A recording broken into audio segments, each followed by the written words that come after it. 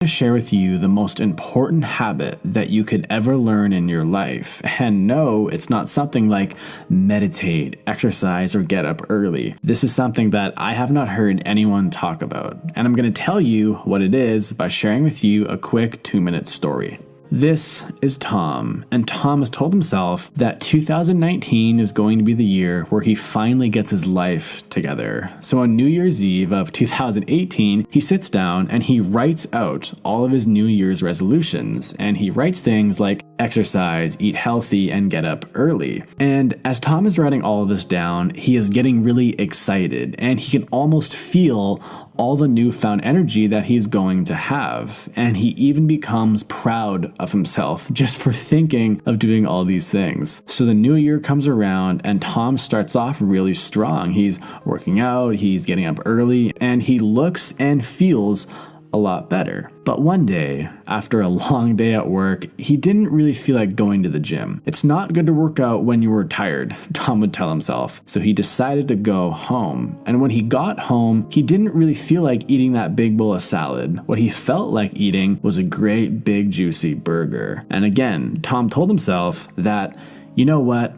I've been working really hard over the past few weeks. I deserve a day off. And that's exactly what he took for himself.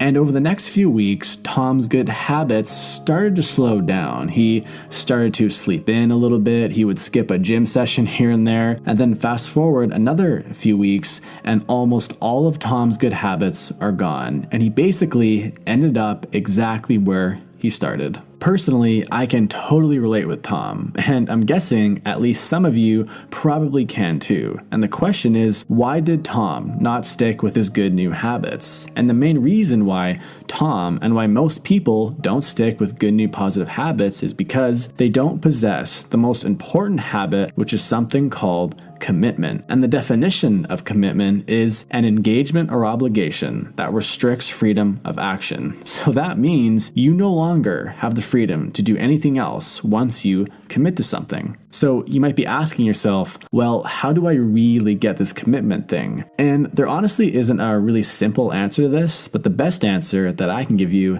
is that you have to just think long and hard about what you are committing to. I'll give you an example. Let's say you currently lift weights 2 times per month, and you tell yourself that you want to start to work out more. Most people in this situation will say, I'm going to go to the gym 3 times per week from now on. Now, this may not seem like a ton, but this is actually a 600% increase from going to the gym 2 times per month to 12 times per month. And it's this drastic change that makes it really hard to stay committed. So this is what I would recommend. Instead of going to the gym 3 times per week, try going to the gym once every week for the next 3 months. And then once that becomes easy and it feels like it's just a part of your normal day life, like brushing your teeth, then go to the gym 2 times per week and then do that for 3 months, then 3 times and 4 times and so on and so forth. And I would also recommend just focusing on one new habit at a time. You can try doing a few at a time, but usually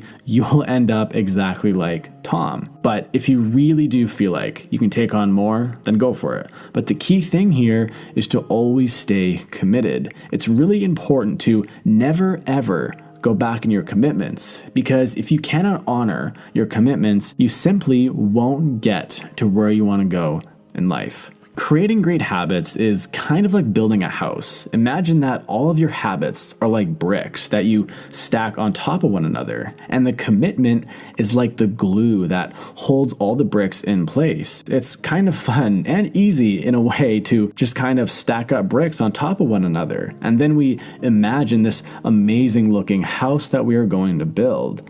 But without the glue, without the cement, that house will inevitably fall, and you will probably end up exactly where you left off. And this is something that I personally have done so many times in my past. So take your time and be precise with every single brick, and eventually you will build that amazing looking house that will withstand a lifetime.